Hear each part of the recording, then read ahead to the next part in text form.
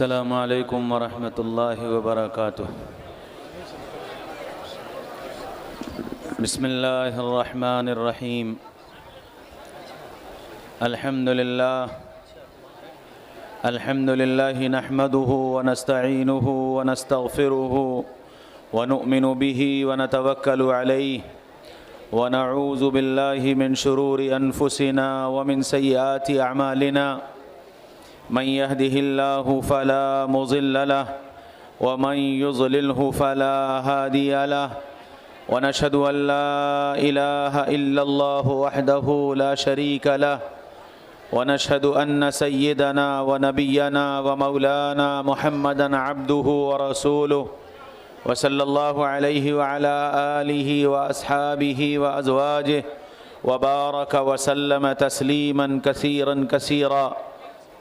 أما بعد فأعوذ بالله من الشيطان الرجيم.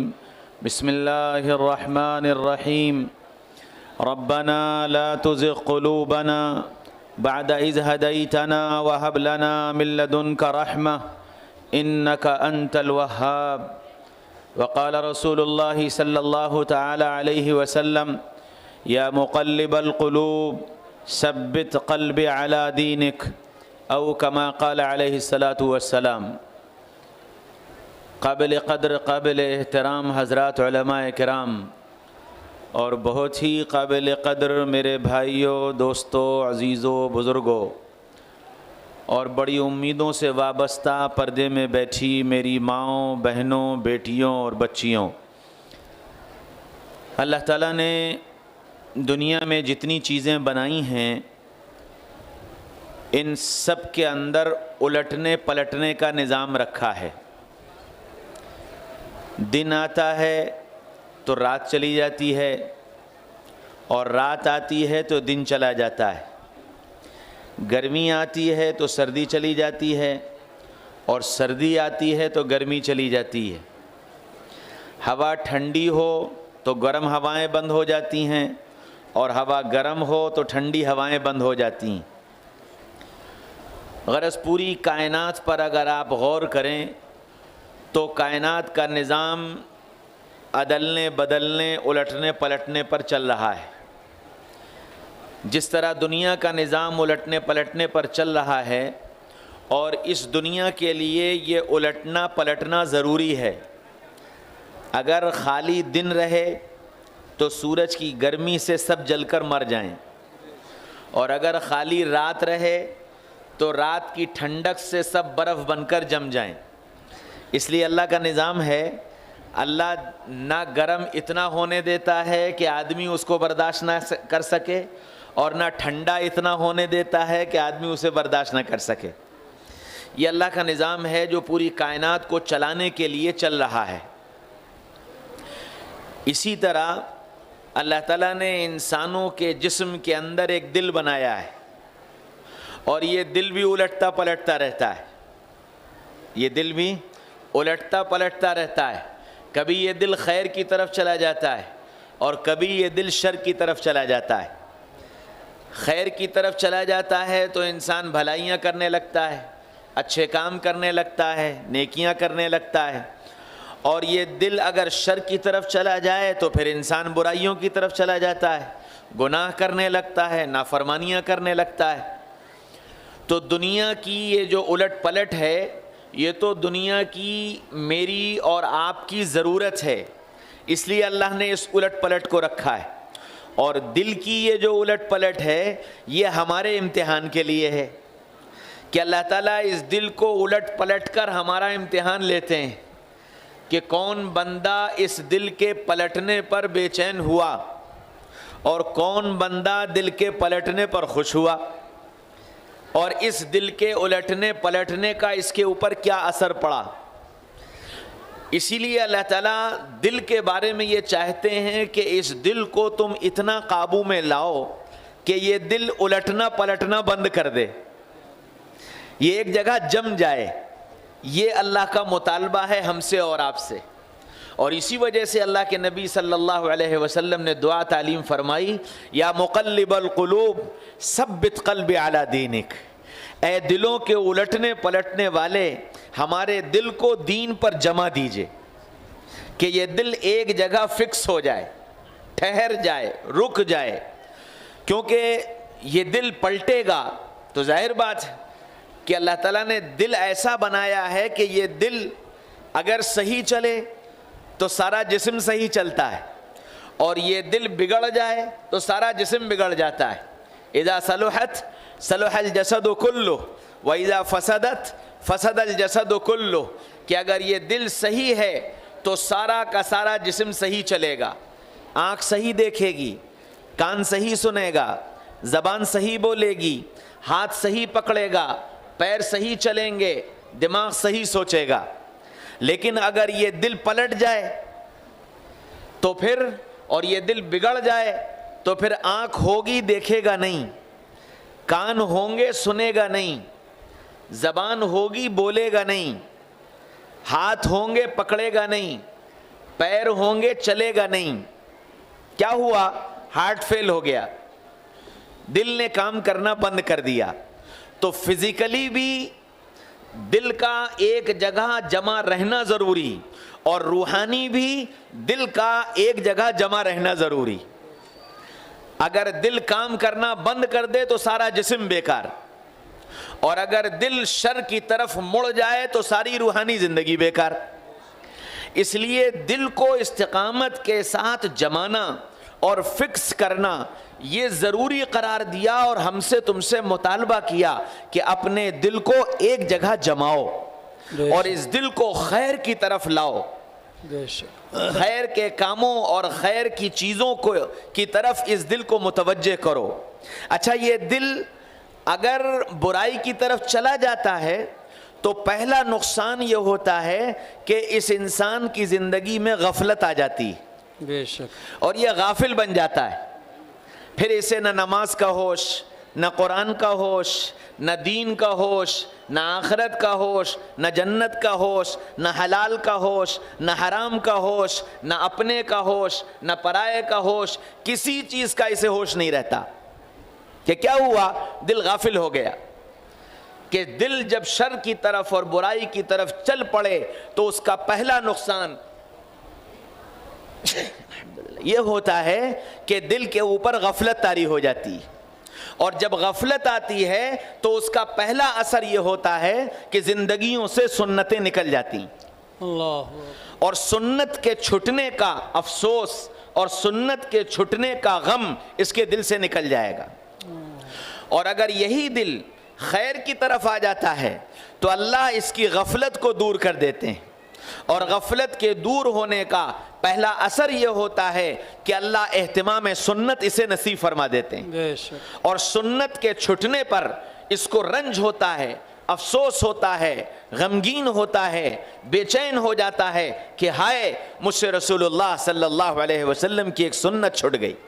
جی, اب یہ میری تمہاری زندگی میں پل پل کا امتحان ہے, پل پل کا امتحان ہے. سنت کا شوق ہے یا سنت سے بے اعتنائی ہے, سنت کو اختیار کرنے کا دل چاہ رہا ہے یا سنت کو یہ کہہ کر سنت ہی تو ہے, جی, سنت ہی تو ہے, اس کو چھوڑ دینے کی طرف دل چل رہا ہے.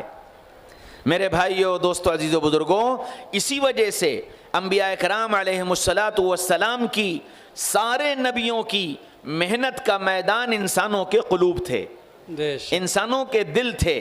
اور حضرات صحابہ کرام رضوان اللہ تعالی علیہم اجمعین کے دلوں کو محمد الرسول اللہ صلی اللہ علیہ وسلم نے ایسا بنا دیا تھا, ایسا سنوار دیا تھا کہ ان سب کے دل اللہ سے جڑ گئے تھے, بے شک, اللہ سے ان کا تعلق قائم ہو گیا تھا.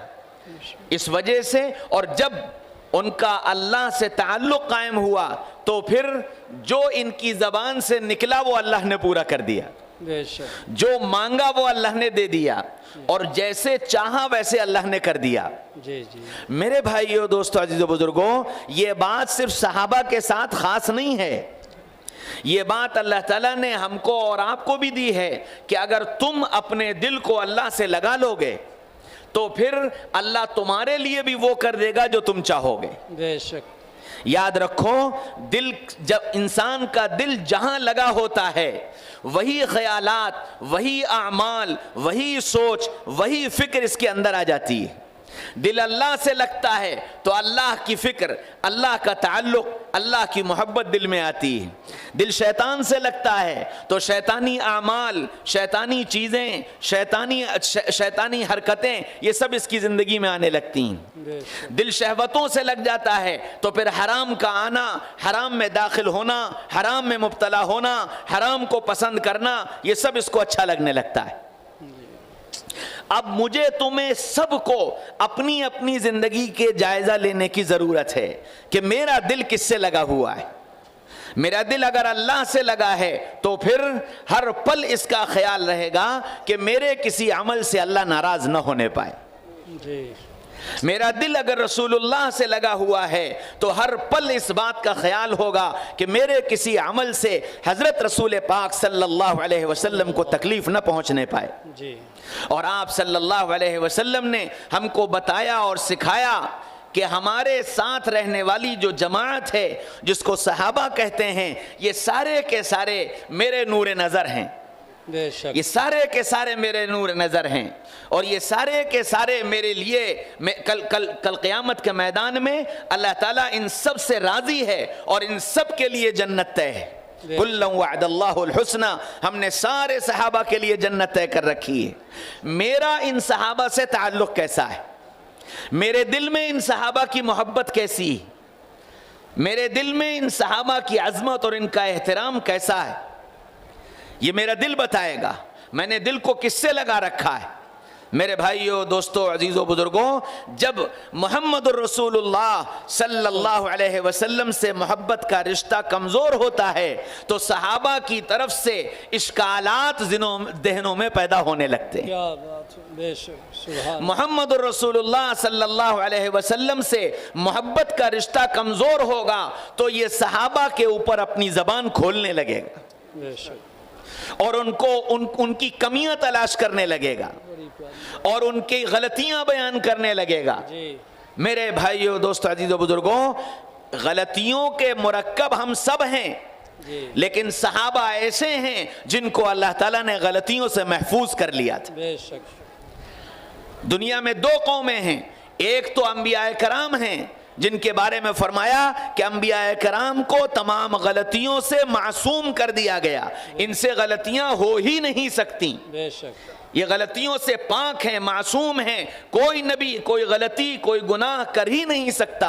اور پھر دوسرا درجہ صحابہ کرام کا، اولیاء اللہ کا ہے جن کو اللہ تعالیٰ معصیت سے محفوظ کر دیتے ہیں، حفاظت فرما لیتے ہیں، ان سے گناہ نہیں ہوتا۔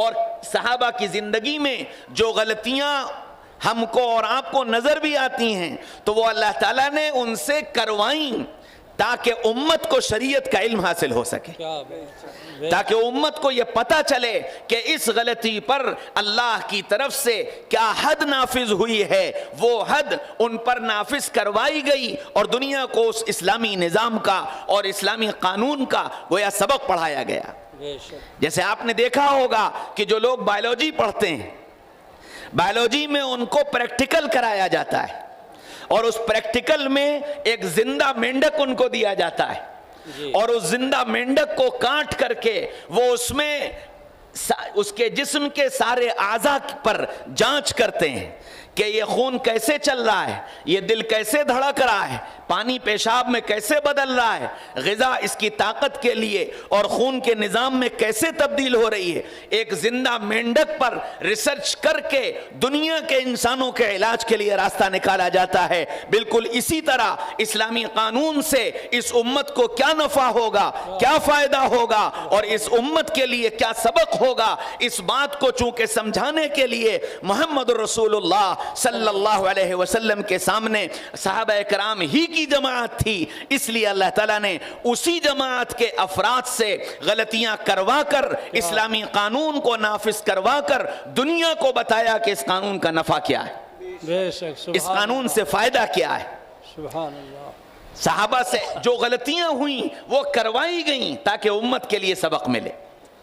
اس لیے ہم میں اور آپ میں سے کسی کو اس بات کی اجازت نہیں کہ صحابہ کے بارے میں اپنی زبان کھولے. صحابہ سارے کے سارے ہمارے سر کے تاج ہیں. صحابہ سارے کے سارے ہمارے سروں پر بٹھانے کے لائق. بے شک. ہم میں سے کوئی بھی انسان کسی ادنا سے ادنا صحابی کے پیچھے چلا جائے تو اس کے قدموں کی خاک کی دھول کے ذرات کے برابر نہیں ہو سکتا ہے. بے شک. سبحان. ادنا سے ادنا صحابی. اب یہ عظمت دل میں بٹھا کر اور یہ محبت دل میں بٹھا کر اپنی زندگی کا موازنہ کرو صحابہ کی زندگی سے بے شک. کہ صحابہ کے دل کیسے تھے, ان دلوں کے اندر اللہ اس کے رسول کی محبت کیسی تھی, اور میرے دل میں اللہ اس کے رسول کی محبت کیسی. جی. صحابہ رسول اللہ صلی اللہ علیہ وسلم کی محبت میں اپنا سب کچھ قربان کرنے کو تیار تھے. بے شک. کیا بڑا, کیا چھوٹا, کیا بچہ, کیا بوڑھا, کیا جوان, سب اللہ کے رسول پر اپنا سب کچھ نثار کر رہے تھے. بے شک. میں بڑوں کی, بوڑھوں کی, بہت عمر والوں کی مثال نہیں دیتا, میں ایک بچے کی مثال دیتا ہوں. حضرت خدیجہ رضی اللہ عنہا بازار گئیں, غلام بک رہے تھے. ایک غلام خریدا, عمر 8-9 سال کی, اور اس کو لے کر کے آئیں. کہنے لگیں یا رسول اللہ, یہ غلام میں آپ کے لیے لائی ہوں اور یہ ہر وقت کے آپ کے کام میں آپ کی مدد کرے گا. یہ لے آؤ, یہ رکھ دو, یہ پہنچا دو, اسے بلا دو, یہ کر دو. اس کام کے لیے میں یہ لے آئی ہوں, آپ کو بار بار بھاگنا نہ پڑے, آپ کو بار بار فکر نہ کرنا پڑے, یہ ہر وقت آپ کے پاس رہے گا. وہ غلام آپ کے پاس رہنے لگا. اس غلام کے باپ حارثہ اپنے خاندان والوں کے ساتھ پکنک منانے گئے تھے. جی. جہاں گئے تھے وہاں ڈاکوؤں نے قافلے کو لوٹ لیا, اور قافلہ لوٹا تو مال بھی لے گئے, ان کے بچے بھی اٹھا کر لے گئے, ان کی لڑکیاں بھی اٹھا کر لے گئے, لڑکیوں کو باندی بنا کر بیچ دیا, لڑکوں کو غلام بنا کر بیچ دیا. یہ جو بچہ آیا تھا خاندانی غلام نہیں تھا, ایک بڑے اچھے گھرانے کا بچہ تھا.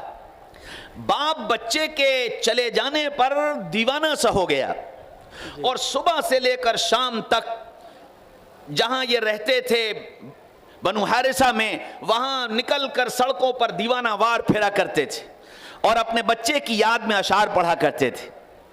میرے بیٹے, اگر مجھے کوئی یہ بتائے کہ تو 7 زمینوں کی تہوں کے اندر پہنچ گیا ہے تو میں زمین کھود کر کے تجھے نکال کر کے لاؤں. میرے بیٹے, اگر کوئی مجھے یہ بتائے کہ تو پہاڑ کی چوٹیوں کے پیچھے چلا گیا ہے تو میں پہاڑ کی بلندیوں کو سر کر کے تجھے نکال کر کے لاؤں. میرے بیٹے, مجھے یہ پتا چلے کہ تو سمندر کی تہوں میں پہنچ گیا ہے تو میں سمندروں میں غوطہ لگا کر تجھے ڈھونڈ کر لاؤں.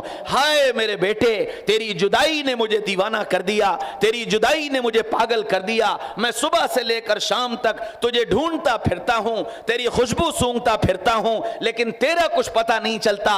اس طرح کے عربی کے اشعار پڑھ پڑھ کر کے سارا دن پھرا کرتے تھے. حج کا موسم آیا, کچھ لوگ حج کے لیے گئے تو منی میں محمد رسول اللہ صلی اللہ علیہ وسلم اب اس غلام کے ساتھ ایک خیمے پر جا رہے ہیں اور ملاقاتیں کر رہے ہیں. من یاوینی من ینصرنی حتی ابلغ رسالت ربی, کون مجھے ٹھکانہ دے گا اور کون میرا ساتھ دے گا تاکہ میں اللہ کا پیغام اللہ کے بندوں تک پہنچا سکوں. یہ ملاقات کرتے کرتے کرتے کرتے بنو حارثہ کے خیمے پر پہنچ گئے. بنو حارثہ کے خیمے پر پہنچے تو وہاں کے لوگوں نے جب اس بچے کو دیکھا تو پہچان لیا کہ یہ تو حارثہ کا بیٹا ہے. اب محمد رسول اللہ سے تو کچھ نہیں کہا, حج کر کے واپس جب پہنچے تو حارثہ سے ملاقات کی اور یوں کہا کہ تمہارا بیٹا تو مکہ میں محمد ابن عبداللہ نامی ایک شخص ہے, اس کے پاس غلامی کی زندگی گزار رہا ہے. حارثہ نے اپنے بھائی کو بلایا, اپنے بڑے بیٹے کو بلایا, مشورہ کیا. یہ طے ہوا کہ بھائی بہت سارا مال لے کر محمد ابن عبداللہ کے پاس چلو صلی اللہ علیہ وسلم. یہ بہت سارے ہدیے تحائف اور بہت سارا پیسہ لے کر کے مکہ مکرمہ آئے. محمد رسول اللہ صلی اللہ علیہ وسلم سے ملاقات کی.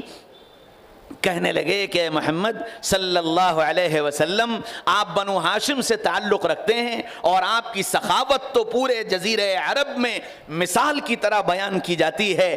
آپ بڑے سخی ہیں, بڑے لوگوں کو دینے والے ہیں. ہم آپ کے پاس اپنی ایک حاجت, اپنی ایک ضرورت لے کر کے آئے ہیں اور آپ اس حاجت اور اس ضرورت کے بدلے میں ہم سے جتنا مال لینا چاہیں مال لے لیں. ہم یہ تحائف لائے ہیں, ان تحائف کو قبول کر لیں لیکن ہماری وہ ضرورت پوری کر دیں. آپ صلی اللہ علیہ وسلم نے پوچھا کیا بات ہے, کیسی ضرورت؟ کہنے لگے کہ ہمارا بیٹا آپ کے پاس غلامی کی زندگی گزار رہا ہے, وہ خاندانی غلام نہیں ہے. ہم اپنے اس بیٹے کو آزاد کرانے کے لیے آئے ہیں. جو قیمت آپ نے دی ہو وہ قیمت ہم دینے کو تیار ہیں, اور جتنا مال آپ نے دیا ہو ہم وہ بھی دینے کے لیے تیار ہیں. یہ ہدیے تحائف بھی ہم سب آپ کے لیے لائے ہیں, بس ایک تمنا ہے, ہمارے بیٹے کو ہمیں واپس کر دیں. آپ صلی اللہ علیہ وسلم نے فرمایا بس حارثہ, اتنی سی بات؟ کہنے لگے کہ جی یا رسول اللہ. کہنے لگے اچھا دیکھو, اللہ کے رسول نے فرمایا اچھا دیکھو میں تمہارے بیٹے کو بلائے لیتا ہوں, اور تمہارا بیٹا اگر تمہارے ساتھ جانے کو تیار ہو جائے تو نہ ہمیں تمہارا مال چاہیے, نہ تمہارے تحفے چاہیے, مجھے کچھ بھی نہیں چاہیے, تم اپنے بیٹے کو اپنے ساتھ لے جا سکتے ہو. لیکن اگر تمہارے بیٹے نے تمہارے ساتھ جانے سے منع کر دیا تو میں زبردستی نہیں کروں گا. میں زبردستی نہیں کروں گا. تو باپ نے کہا کہ محمد صلی اللہ علیہ وسلم آپ نے تو احسان سے بھی بڑھ کر ہم پر احسان کیا ہے. بے شک. بس اتنا سنا, اللہ کے رسول نے آواز دی زید زید زید. زید دوڑے ہوئے آئے اور آ کر کے کھڑے ہو گئے. جی یا رسول اللہ, آپ نے مجھے آواز دی؟ فرمایا ہاں زید, انہیں جانتے ہو؟ جی یا رسول اللہ, یہ میرے ابا ہیں. اور انہیں پہچانتے ہو؟ جی یا رسول اللہ, یہ میرے چاچا ہیں. اور اسے پہچانتے ہو؟ جی یا رسول اللہ, یہ میرا بھیا ہے.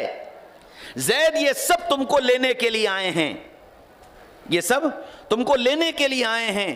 تم ان کے ساتھ اگر جانا چاہو تو میری طرف سے تمہیں اجازت ہے. تم ان کے ساتھ جانا چاہو تو میری طرف سے تمہیں اجازت ہے, اور اگر نہ جانا چاہو تو میرے حال سے تم باخبر ہو, میرے حال سے تم باخبر ہو. زید نے ایک نگاہ بھائی پر ڈالی, پھر ایک نگاہ چچا پر ڈالی, پھر ایک نگاہ باپ پر ڈالی, اور ان تینوں کو دیکھنے کے بعد مڑا اور مڑ کر کے جناب رسول اللہ صلی اللہ علیہ وسلم کے چہرے انور پر نگاہ ڈال کر آنکھوں میں آنسو لا کر بولا فدا ہو ابی و امی یا رسول اللہ, فدا ہو ابی و امی یا رسول اللہ, میرے ماں باپ آپ پر قربان یا رسول اللہ. بھلا میں آپ کو چھوڑ کر جاؤں گا؟ بھلا میں آپ کو چھوڑ کر جاؤں گا؟ باپ چلایا زید تجھے کیا ہو گیا, تو آزادی پر غلامی کو ترجیح دیتا ہے. زید تجھے کیا ہو گیا, راحت اور آرام کی زندگی کو چھوڑ کر نوکروں اور غلامی کی زندگی گزارنے کو تیار ہے. چچا نے کہا کہ زید تجھے کیا ہو گیا, تجھے اپنے ماں کی, اپنے باپ کی, اپنے بھائیوں کی کسی کی لاج نہ رہ گئی تو ان سب کو چھوڑ کر ایک اجنبی کے پاس اجنبی شہر میں زندگی گزارنے کو تیار ہے. بھائی نے کہا زید تجھے کیا ہو گیا, تجھے ہم بھائیوں کی محبت, ہم بہنوں کی محبت, ماں باپ کا پیار, ماں باپ کا ساتھ, کیا تجھے ان کی یادیں نہیں ستاتی؟ کیا تو ان سب کو چھوڑ کر ایک اجنبی شہر میں اجنبی کے ساتھ زندگی گزارنے کو تیار ہے؟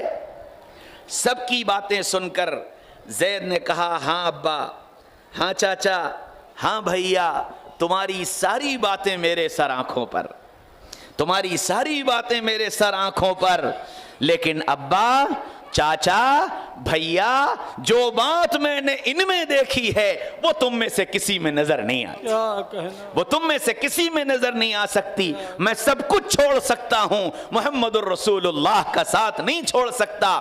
اتنا کہا تو رسول اللہ صلی اللہ علیہ وسلم نے ایک محبت بھری نگاہ زید کے چہرے پر ڈالی اور پھر یوں کر کے باہیں پھیلائیں. زید نے چھلانگ لگائی اور آ کر رسول اللہ کی گودی میں بیٹھ گئے, اور آپ صلی اللہ علیہ وسلم نے یوں کر کے لپٹایا اور لپٹا کر کہنے لگے زید آج سے میرا غلام نہیں, زید آج سے میرا بیٹا ہے. سبحان اللہ, کیا کہیں, زید آج سے میرا بیٹا ہے.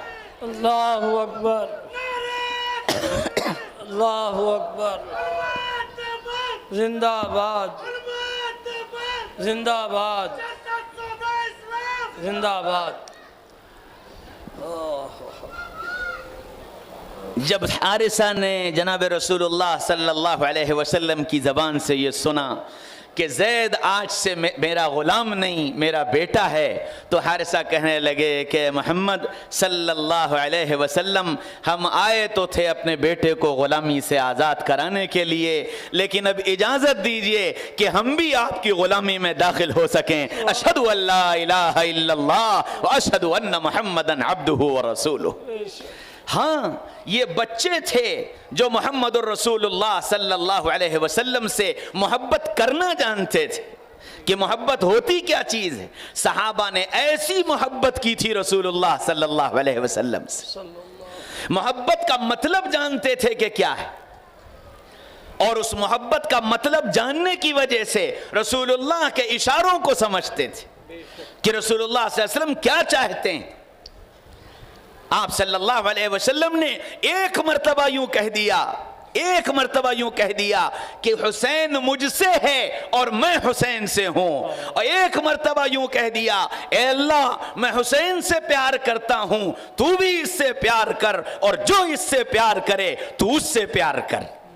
ایک جملہ یہ سن لیا، سارے صحابہ کا حال یہ تھا کہ حضرت حسین رضی اللہ عنہ سے بے انتہا، حضرت حسن رضی اللہ عنہ سے بے انتہا پیار کے ساتھ اور محبت کے ساتھ اور ادب کے ساتھ اور احترام کے ساتھ پیش آیا کرتے تھے۔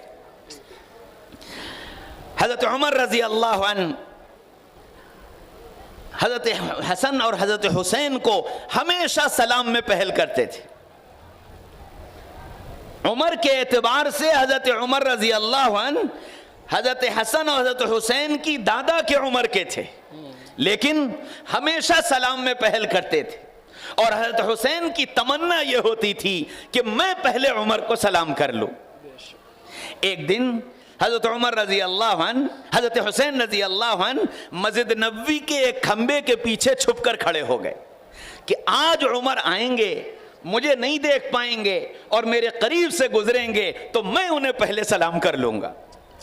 چھپ کر کے کھڑے ہو گئے، حضرت عمر رضی اللہ عنہ آئے، کھمبا قریب آنے سے پہلے ہی حضرت عمر رضی اللہ عنہ نے کہا حسین السلام علیکم ورحمت اللہ۔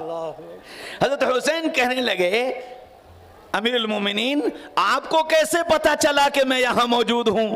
فرمایا حسین تیری شکل ہی میرے آقا کی جیسی نہیں ہے، تیری خوشبو بھی میرے آقا جیسی ہے، تو جہاں ہے وہاں میرے آقا کی خوشبو ہے صلی اللہ علیہ وسلم۔ حضرت عمر رضی اللہ عنہ مشورہ کر رہے ہیں، بہت اہم مشورہ ہے۔ عبداللہ ابن عمر دروازے پر آئے، حکم ملا بیٹھ جاؤ، ابھی اندر آنے کی اجازت نہیں۔ حضرت عبداللہ ابن عمر باہر بیٹھ گئے، اتنے میں حضرت حسین رضی اللہ عنہ آئے۔ عبداللہ ابن عمر بیٹھے ہوئے تھے، پوچھا عبداللہ امیر المومنین سے ملنے کے لیے آیا تھا؟ تو حضرت عبداللہ ابن عمر نے کہا کہ ہاں میں بھی کام سے آیا تھا، لیکن ابا کوئی ضروری مشورہ کر رہے ہیں، مجھے بھی اندر جانے کی اجازت نہیں ملی۔ حضرت حسین رضی اللہ عنہ وہیں بیٹھ گئے۔ تھوڑی دیر گزری، جب وہ مشورے سے فارغ ہوئے، اندر سے خادم نے آ کر کے حضرت عبداللہ ابن عمر کو بلایا۔ حضرت عبداللہ ابن عمر کے ساتھ ساتھ حضرت حسین رضی اللہ عنہ داخل ہوئے۔ حضرت حسین کو دیکھا تو حضرت عمر کھڑے ہو گئے۔ فرمایا کہ آپ کب آئے؟ فرمایا میں بھی عبداللہ ابن عمر کے ساتھ بہت دیر سے بیٹھا ہوا تھا۔ فرمایا آپ کیوں رک گئے؟ فرمایا عبداللہ ابن عمر نے یہ کہا کہ ابا نے مجھے اجازت نہیں دی، تو میں یہ سوچنے لگا کہ جب بیٹے کو اجازت نہیں ملی تو مجھے کہاں سے اجازت مل سکتی ہے، اس لیے میں بھی انتظار میں بیٹھ گیا۔ کہنے لگے کہ حسین عبداللہ میرا بیٹا ہے، میں نے اس کو روکا تھا، تم میرے آقا صلی اللہ علیہ وسلم کے آنکھوں کے تارے ہو، عمر کی کیا مجال ہے جو تمہیں روک سکے، عمر کی کیا مجال ہے جو تمہیں روک سکے۔ بتایا محبت کیسے کی جاتی ہے۔ حضرت عثمان رضی اللہ عنہ خلیفہ بنے، وظیفہ دیا، سارے صحابہ کو بیت المال سے وظیفہ ملتا تھا، حضرت حسین کا بھی وظیفہ جاری ہوا۔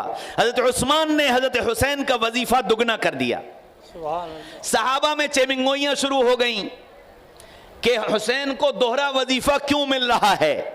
ہر زمانے میں ایسے لوگ ہوتے ہیں، ہر زمانے میں ہوتے ہیں کہ جی ان کے ساتھ ایسا کیوں، میرے ساتھ ایسا کیوں نہیں۔ वहां भी थे। हुसैन को दोहरा क्यों? हजरत उस्मान के पास पहुंच गए कि जी आप हुसैन को दोहरा वजीफा क्यों दे रहे हैं, ये तो बैतुल माल का गलत इस्तेमाल है। फरमाया नहीं भाई, बैतुल माल से हुसैन को उतना ही वजीफा मिलता है जितना सबको मिलता है, बाकी का वजीफा मैं अपने पास से देता हूं। क्या कहना। हजरत हुसैन रजी अल्लाह अन्हु का दस्तरखान बड़ा वसी था और हाजतमंद आते थे, जो आता था उसकी हाजत पूरी करते थे। एक शख्स आया, उसने आकर के अपनी हाजत का पर्चा दिया, पर्चा हाथ में लिया, पढ़ने से पहले ही कह दिया तुम्हारी हाजत पूरी की जाएगी। खादिम ने कहा हजरत पर्चा पढ़ तो लेते, पर्चा पढ़ तो लेते। फरमाया जितनी देर पर्चा पढ़ने में लगाऊंगा इतनी देर मेरा ये भाई जिल्लत के साथ खड़ा होगा और अपनी जिल्लत महसूस करेगा, पता नहीं मेरी हाजत पूरी होगी कि नहीं होगी। मैं एक ईमान वाले को अपनी वजह से कैसे दलील कर दूं, अपनी वजह से कैसे दलील कर दूं। हजरत हुसैन का दस्तरखान बड़ा वसी, लोगों की इमदाद कर रहे हैं, लोगों की ज़रूरतें पूरी कर रहे हैं। फिर आ गया एक, हुसैन कहाँ से आ रहा है इतना माल, कहाँ से आ रहा है इतना माल, इतना खिला रहे हो, इतना बांट रहे हो। मौलवी साहब बड़े सफ़ेद सफ़ेद कपड़े पहन रहे हो, बड़ी अच्छी अच्छी गाड़ियों में घूम रहे हो, क्या बात है, कहाँ से आ रहा है पैसा, कौन दे रहा है तुमको, लगता है बाहर से मिल रहा है। ये बातें उस जमाने में भी होती थीं। हजरत हुसैन रजी अल्लाह अन्हु ने फरमाया ये जो तुमको नजर आ रहा है अल्लाह ने मुझे इसके लिए 2 खजाने अता फरमाए, अल्लाह ने मुझे इसके लिए 2 खजाने अता फरमाए। वो कहने लगा कौन से, कौन से? फरमाया एक वो खजाना है जिससे खर्च करने की इजाजत लेनी पड़ती है और एक वो खजाना है जिससे बगैर इजाजत के खर्च करने की इजाजत। तो पूछा कि वो कौन से हैं? फरमाया एक खजाना अब्दुर्रहमान इब्न औफ का है जिन्होंने ये कह रखा है कि हुसैन तुमको जो जरूरत पड़े मुझे बताकर खर्च कर डालो, और एक खजाना उस्मान का है जिन्होंने ये कह रखा है बताने की भी जरूरत नहीं, जितना खर्च करना हो खर्च कर डालो। सहाबा जानते थे कि मोहब्बत कैसे की जाती है और रसूलुल्लाह सल्लल्लाहु अलैहि वसल्लम की निगाह में हजरत हसन और हजरत हुसैन रजी अल्लाह अन्हु का मकाम क्या है। तो सहाबा वैसे ही उनका एहतराम किया करते थे। हजरत हुसैन रजी अल्लाह अन्हु का बचपन है, हसन और हुसैन दोनों का बचपन है, खेल रहे हैं अपने दोस्तों के साथ, सड़क पर खेल रहे हैं। हजरत उमर रजी अल्लाह अन्हु का गुजर हुआ, जो और बच्चे खेल रहे थे उमर तो बड़े जलाली थे, बड़े जलाली थे। बच्चों ने उमर को आता देखा तो सब भाग खड़े हुए, कोई इधर कोई इधर कोई उधर कोई उधर, अकेले हजरत हसन और हजरत हुसैन खड़े रह गए। जलाली थे। हजरत हुसैन रजी अल्लाह अन्हु को थोड़ा गुस्सा आया कि उमर ने आकर हमारा खेल बिगाड़ दिया। तो कहने लगे, हजरत उमर रजी अल्लाह अन्हु से फरमाया कि क्या हो तुम, क्या हो तुम, सिवाय इसके कि मेरे नाना के एक गुलाम हो, सिवाय इसके कि मेरे नाना के गुलाम हो। हजरत उमर रजी अल्लाह अन्हु घुटने टेक कर हजरत हुसैन के सामने बैठ गए और हुसैन के गालों को अपने हाथों में लेकर कहने लगे, बेटा जैसे आज तुमने कहा है कि उमर मेरे नाना का गुलाम है, कल क़यामत के मैदान में भी कह देना उमर मेरे नाना का गुलाम था, मेरा बेड़ा पार हो जाए।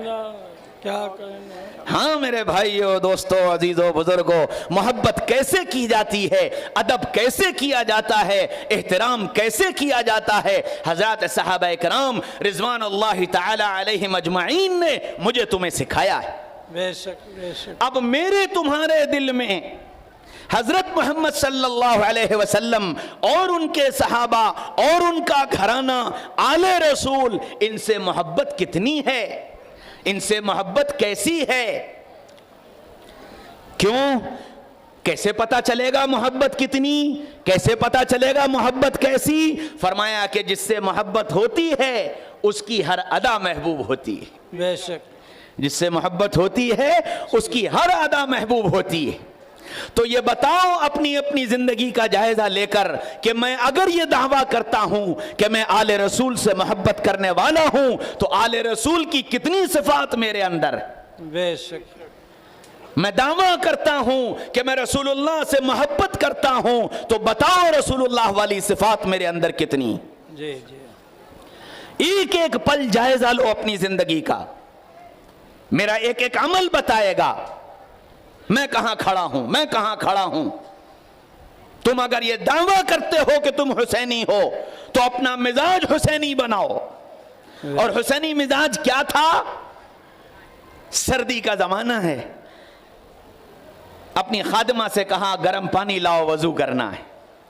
خادمہ گئی، گرم پانی کر کے برتن میں لے کر کے آئی، آ کر پیچھے کھڑی ہو گئی، کہنے لگی آقا پانی لے آئی۔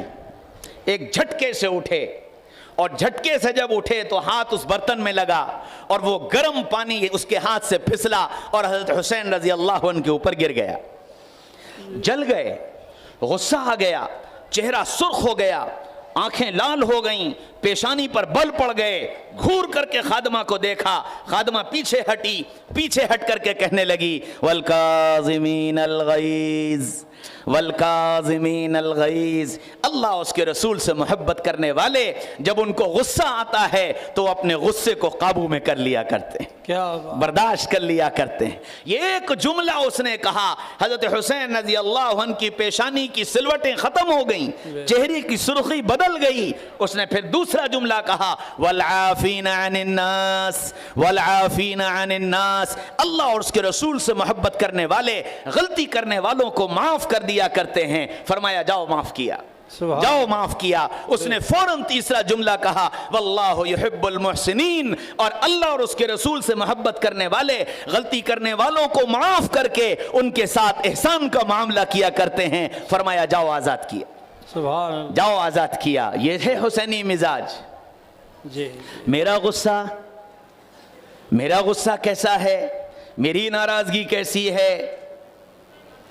ہاں میری بات نہیں مانی گئی، سالوں بول چال بند، میری شادی میں نہیں آئے، سالوں بول چال بند، مالک نہیں، نوکر نہیں، رشتہ دار، بھائی بھائی سے ناراض، بھائی بہن سے ناراض، بہن بھائی سے ناراض، باپ بیٹے سے ناراض، بیٹا باپ سے ناراض، اور اس ناراضگی میں مقدمہ کرنے کو تیار ہے، معاف کرنے کو تیار نہیں۔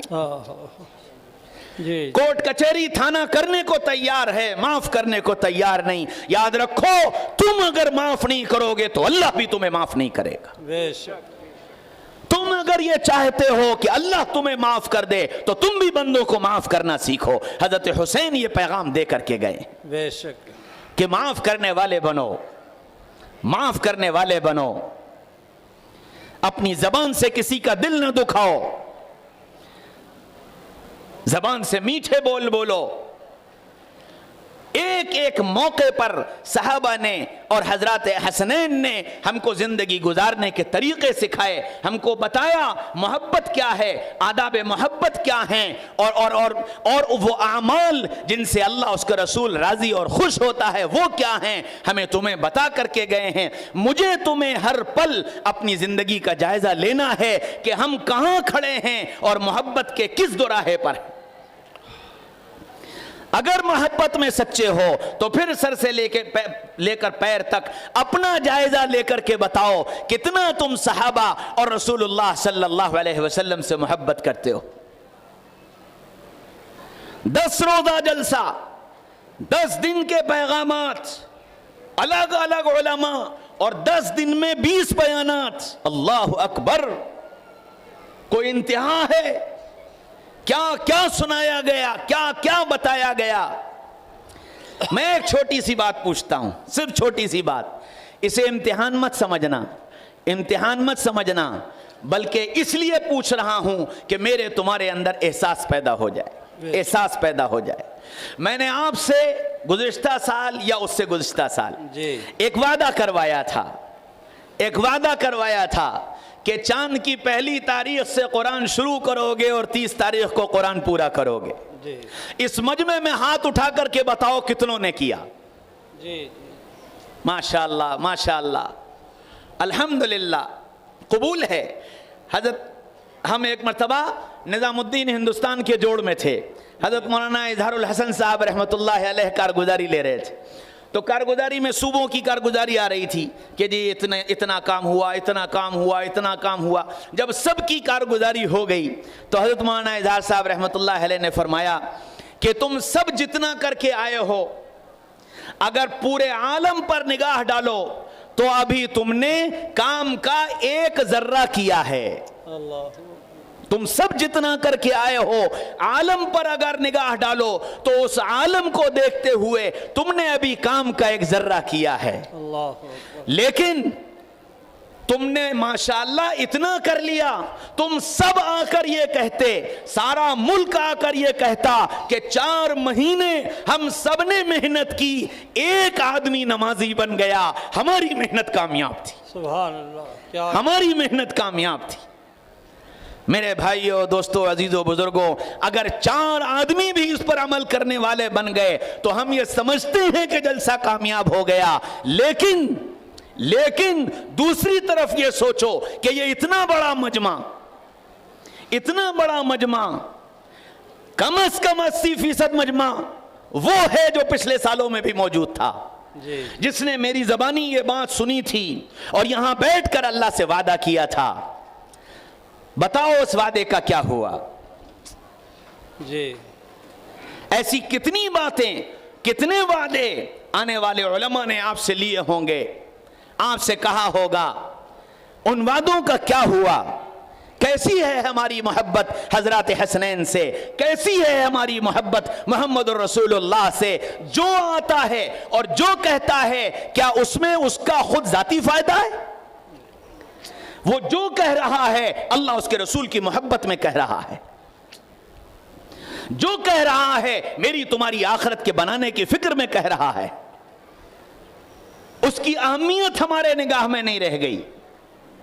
اس کا مطلب یہ ہے کہ ہم یہاں صرف امتحان لینے آتے ہیں. فلاں کا بیان ایسا، فلاں کا بیان ایسا، وہ زیادہ اچھے، وہ کم اچھے. میرے بھائیو، دوستو، عزیزو، بزرگو، اگر اس نیت کے ساتھ بیانات سن رہے ہو تو یہ ہمارے لیے بھی وبال ہے اور آپ کے لیے بھی وبال ہے. جی یہ مجلس اس لیے سجائی جاتی ہے کہ یہاں سے توبہ کر کے اٹھو، زندگی بدلنے کے فیصلے لے کر کے اٹھو، کچھ عزم، کچھ ارادے لے کر کے اٹھو کہ ہم کو یہ کرنا ہے، ایسے کرنا ہے، اتنا کرنا ہے. اگر کچھ ارادہ لے کر کے جا رہے ہو تو آپ کا آنا بھی کامیاب، میرا آنا بھی کامیاب، میرا کہنا بھی کامیاب، آپ کا سننا بھی کامیاب. اور اگر کوئی عمل کا، عزم کا ارادہ نہیں ہے، صرف مزے لینے ہیں، کان کا نشہ ہے، تو کل قیامت کے میدان میں یہ مجلس میرے تمہارے خلاف گواہ بن کر کھڑی کی جائے گی بے شک. کہ تم کو یہ سب سنایا گیا، یہ سب بتایا گیا، پھر تم نے کیا کیا. محبت کسے کہتے ہیں اس کو سمجھو. صحابہ نے سمجھایا. حضرت ابوبکر صدیق رضی اللہ عنہ امیر المومنین بن گئے. صحابہ نے کہا کہ آپ خطبہ دیں.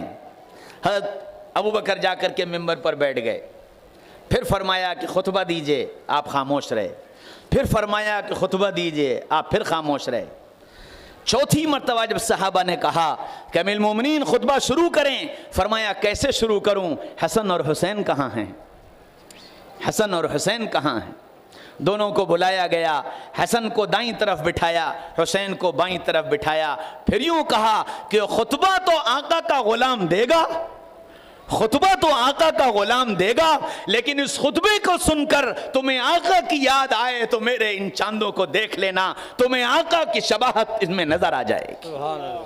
بے شک. تمہیں آقا کی شباہت ان میں نظر آ جائے گی. میرے بھائیو، دوستو، عزیزو، بزرگوں، سیدنا ابوبکر صدیق رضی اللہ عنہ کیا مقام ہے. دنیا میں جتنا دین اور جتنے دین پر عمل کیا جا رہا ہے اور کیا جائے گا، یہ سب کا سب اجر سارے صحابہ کو ملے گا. بے شک. دنیا میں جہاں بھی جو بھی جتنا بھی عمل کیا جائے گا اس سب کا اجر تمام صحابہ کرام کو ملے گا. بے شک. اور تمام صحابہ کرام اور میں اور تم جتنا عمل کریں گے اس سب کا اجر اکیلے ابو بکر کو ملے گا. سبحان اللہ. اکیلے ابو بکر کو ملے گا. کیا کہنے. اللہ نے اس مقام پر رکھا ہے سیدنا ابو بکر صدیق رضی اللہ عنہ کو. بے شک بے شک. صحابہ نے جس چیز کا مطالبہ اللہ کے رسول نے کر دیا اس مطالبے میں صحابہ اپنی بساط سے آگے بڑھ کر کے اپنی محبت کا اور اپنی اطاعت کا اور اپنی فرما برداری کا اظہار کرتے تھے. بے شک. میرا تمہارا کیا حال ہے؟ میرے سامنے دین آتا ہے, میرے سامنے صحابہ کی زندگی آتی ہے, میرے سامنے آل بیت کی زندگی آتی ہے. میری تمہاری محبت, میری تمہاری اطاعت, میری تمہاری فرما برداری, اس کا کیا حال ہے؟ اللہ کے رسول صلی اللہ علیہ وسلم نے تبوک کے موقع پر صحابہ سے مال کا مطالبہ کیا. بھائی جس کے پاس جو ہو وہ لے آؤ. صحابہ اپنی بساط سے زیادہ لے کر کے آ رہے تھے. حضرت عمر رضی اللہ عنہ, آخری قصہ سنا کر بات ختم کرتا ہوں. حضرت عمر رضی اللہ عنہ اس وقت حال یہ تھا کہ عمر کے پاس مال زیادہ تھا, ابو بکر کے پاس مال تھوڑا تھا. حضرت عمر رضی اللہ عنہ نے جب یہ سنا تو بڑے خوش ہوئے, کہنے لگے جب سے ایمان لایا تب سے آج تک ابو بکر سے آگے بڑھنے کی کوشش کرتا رہا اور کبھی نہ بڑھ سکا. آج اللہ نے موقع دے دیا ہے, میرے پاس مال زیادہ ہے, ابو بکر کے پاس مال کم ہے, آج میں ابو بکر سے آگے بڑھ جاؤں گا. چنانچہ حضرت عمر رضی اللہ عنہ گھر گئے اور گھر سے آدھا مال اٹھا لائے, جو کچھ تھا سب کا آدھا اٹھا لائے اور لا کر رسول اللہ کی خدمت میں پیش کر دیا. جتنے صحابہ آ رہے تھے سب سے یہ سوال, ہاں بھائی کیا لائے, ہاں بھائی کیا لائے, ہاں بھائی کیا لائے. عثمان کیا لائے؟ یا رسول اللہ 1/3 لشکر کا انتظام کر دیا. عبد الرحمن کیا لائے؟ یا رسول اللہ آدھے لشکر کا انتظام کر دیا, کھانے کا, پینے کا, سواری کا, اسلحے کا سب انتظام کر دیا. جس سے جو آ رہا اس سے یہی مطالبہ. عمر کیا لائے؟ آدھا مال گھر سے لے آیا ہوں. حضرت ابوبکر صدیق رضی اللہ عنہ گھر گئے, گھر سے سارا سامان سمیٹا, سب سمیٹ لیا, اپنے جسم کے کپڑے بھی اتار کر اس میں رکھ دیے, جسم پر ایک ٹاٹ لپیٹ لیا, پھر ایک دیوار کے پاس کھڑے ہو کر کے ایسے ایسے دیوار پر ہاتھ مل رہے تھے. بیٹی نے پوچھا ابا کیا کر رہے ہیں؟ کہنے لگے کہ بیٹا ایک سوئی میں نے اس دیوار میں لگا دی تھی, وہ سوئی ڈھونڈ رہا ہوں, ایسا نہ ہو کل قیامت کے میدان میں اللہ یوں کہے کہ ابو بکر رسول اللہ نے تم سے مال کا مطالبہ کیا تھا اور سوئی تم اپنے گھر میں چھوڑ آئے تھے, سوئی تم اپنے گھر میں چھوڑ آئے تھے, میں وہ سوئی ڈھونڈ رہا ہوں. یہ سارا مال لے کر ٹاٹ لپیٹ کر, وہ سارا بھی تھوڑا سا تھا, وہ سارا بھی تھوڑا سا تھا, جسم پر ٹاٹ لپیٹ کر رسول اللہ کی خدمت میں حاضر ہوئے. رسول اللہ تو رسول اللہ, فراست کوٹ کوٹ کر بھری ہوئی تھی. ابو بکر جیسی سامنے آئے سوال بدل دیا, سوال بدل دیا. اب تک جتنے آ رہے تھے سب سے ایک سوال تھا, ہاں بھائی کیا لائے, ہاں بھائی کیا لائے, ہاں بھائی کیا لائے, ہاں بھائی کیا لائے. ابو بکر آئے, فرمایا ابو بکر کیا چھوڑ کر آئے, ابو بکر کیا چھوڑ کر آئے؟ کہنے لگے یا رسول اللہ, اللہ اس کے رسول کا نام چھوڑ کر آیا, اللہ اس کے رسول کا نام چھوڑ کر آیا. اوہو, بات پوری نہیں ہونے پائی کہ جبریل آ گئے. جبریل آئے تو ان کے جسم پر بھی ٹاٹ لپٹا ہوا. اللہ کے رسول کہنے لگے جبریل آج یہ تم نے کیا پہن رکھا؟ یا رسول اللہ آج یہ میں نے نہیں, آسمان پہ سارے فرشتوں نے یہ لباس پہن رکھا ہے. اور یا رسول اللہ اس وقت وہی آپ کے پاس لے کر نہیں آیا, اس وقت ابو بکر کے پاس اللہ کا سلام لے کر کے آیا. کیا کہ اللہ اکبر, زندہ باد, زندہ باد, زندہ باد.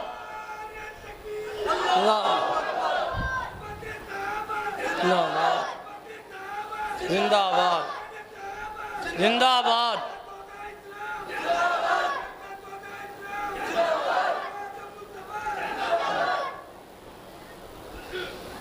میرے بھائیوں, دوستوں, عزیزوں, بزرگوں, صحابہ سکھا کر کے گئے کہ مال کیسے خرچ کیا جاتا ہے. اب میرا تمہارا خرچ کرنے کا حال کیا ہے؟ मदरसे से कोई आया कि भाई मदरसे की ज़रूरत है, कमल साहब अभी नहीं, फिर आ जाना। वो फिर आया, कहने लगे जी क्या बताऊं, इस वक्त जेब में कुछ नहीं है, आप रात को आ जाना। और जब वो रात को पहुंचा तो 50 रुपए दे करके कहते हैं कि रसीद काट दो। जी जी। आप जरा बताओ किसके लिए किया, किसके लिए किया? उस अल्लाह के लिए जिस अल्लाह ने सर के बालों से लेकर पैर के नाखून तक अपनी नेमतों में डिबो रखा है, बिन मांगे दे रखी हैं। उस अल्लाह के नाम पर खर्च करते हुए जान निकलती, उस अल्लाह के नाम पर खर्च करके तुम रसीद का मुतालबा करते हो। मेरे भाइयों, दोस्तों, अजीजों, बुजुर्गों, ये मोहब्बत नहीं है। मोहब्बत तो सहाबा सिखा करके गए हैं मोहब्बत क्या होती है।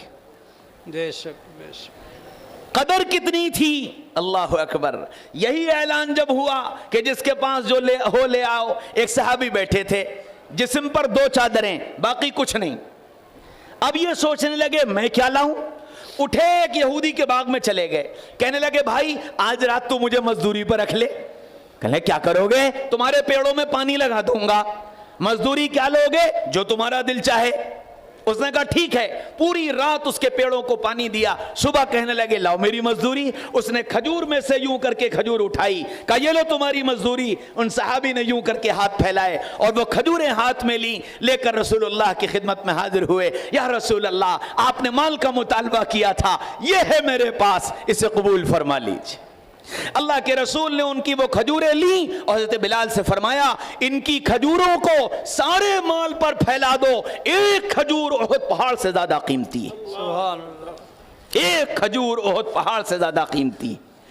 हाँ मेरे भाइयों, दोस्तों, अजीजों, बुजुर्गों, ये सिखा कर गए हैं सहाबा किराम और ये बता कर गए हैं मोहम्मदुर रसूलुल्लाह सल्लल्लाहु अलैहि वसल्लम के साथियों की कदरदानी कैसे की जाती है, साथियों के दिल कैसे जीते जाते हैं, साथियों से काम कैसे लिया जाता है। ये सिखाया है मोहम्मदुर रसूलुल्लाह सल्लल्लाहु अलैहि वसल्लम ने। इसलिए मेरे भाइयों, दोस्तों, अजीजों, बुजुर्गों, ये इतना बड़ा मजमा मौजूद है। पहले तो ये नीयत करो कि अल्लाह उसके रसूल से और उसके सहाबा से सच्ची मोहब्बत करेंगे इंशाअल्लाह, इंशाअल्लाह, और उस मोहब्बत का हक अदा करने की कोशिश करेंगे। इंशाअल्लाह, करोगे इंशाअल्लाह। इंशाअल्लाह। डर लग रहा है, सोच रहे हो कि अगले साल फिर आएंगे ये और फिर पूछेंगे, तो फिर हम जवाब कैसे देंगे। अरे मेरे भाइयों, दोस्तों, अजीजों, बुजुर्गों, अल्लाह की ज़ात आली पर भरोसा करके और अपने दिल के सच्चे इरादों के साथ कहो कि इंशाअल्लाह उस मोहब्बत का हक अदा करेंगे। अच्छा जी, 2 काम अब अगले साल करने के लिए आपसे कह रहा हूं, जी जी, और वो इंशाअल्लाह अगले साल अल्लाह ने मेरी तुम्हारी जिंदगी सलामत रखी तो मैं पूछूंगा। करोगे? बहुत आसान से काम, बहुत आसान से काम करोगे इंशाअल्लाह। इंशाअल्लाह। देखो, सिर्फ एक नियत कर लो कि अब से लेकर अगली 10 मुहर्रम तक अपनी जिंदगी से एक गुनाह निकाल देंगे। इंशाअल्लाह। क्यों भाई, इंशाअल्लाह। ये मुश्किल काम है? बहुत आसान। कोई मुश्किल काम है? एक गुनाह बस। सब नहीं कह रहा हूं मैं सब गुनाह नहीं कह रहा हूं, सिर्फ एक गुनाह। ये तय कर लो कि अब से लेकर अगली 10 मुहर्रम तक कोशिश करके अपनी जिंदगी से एक गुनाह निकाल देंगे। इंशाअल्लाह। करोगे? करोगे इंशाअल्लाह। इंशाअल्लाह। अरे जरा जानदार इंशाअल्लाह कह दो। वो बेचारा नारा लगाता है इतनी ताकत से, उसी की लाज रख करके एक बार कह दो कि इंशाअल्लाह एक गुनाह छोड़ेंगे। इंशाअल्लाह। दूसरी बात, अब इस 10 मुहर्रम से लेकर अगली 10 मुहर्रम तक एक नेकी अपनी जिंदगी में दाखिल करेंगे। इंशाअल्लाह। कोई एक नेकी जो अच्छी लगे, जो आसान लगे, एक नेकी दाखिल करेंगे और उस पर इस्तिकामत के साथ जम जाएंगे। करोगे इंशाअल्लाह। देखो, गुनाह जो अपनी जिंदगी से निकालना, ये तय कर लेना मौत भी आ जाए ये गुनाह नहीं करूंगा। इंशाअल्लाह। और जो नेकी दाखिल करना, थक जाओ, फंस जाओ, कहीं चले जाओ, सफर में हो, हजर में हो, बीमार हो, सेहतमंद हो, उस नेकी को नहीं छोड़ूंगा। کرو گے انشاءاللہ؟ انشاءاللہ۔ یہ دو باتیں اگر یہ سارا مجمع یہاں سے طے کر کے چلا گیا کہ ایک گناہ زندگی سے نکالوں گا اور ایک نیکی داخل کروں گا، میں قسم کھا کر کے کہہ سکتا ہوں کہ اللہ میری تمہاری مغفرت کے فیصلے فرما دے. انشاءاللہ. کرو گے انشاءاللہ؟ انشاءاللہ. اللہ مجھے تمہیں کہنے سننے سے زیادہ عمل کرنے والا بنا دے اور گناہوں کو اپنی زندگی سے نکالنے والا اور طاعات کو اپنی زندگی میں لانے والا بنا دے. اللہ مجھے بھی تمہیں بھی اپنے منتخب بندوں میں شمار فرما لے.